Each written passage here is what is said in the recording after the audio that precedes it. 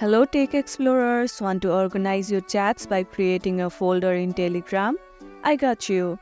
Let's do it in just few simple steps. First, open the Telegram app and tap on the three lines at the top left corner. Now, tap on Settings and scroll down to find the Folders section. Here, tap on Create New Folder. Now, set up your folder name and choose which chats or groups you want to include. You can customize it however you like. Once you are happy with it, tap Create and boom, your folder is ready to go. Do you keep your chats organized in folders? Let me know in the comments below. And that's it. You have successfully created a folder in Telegram.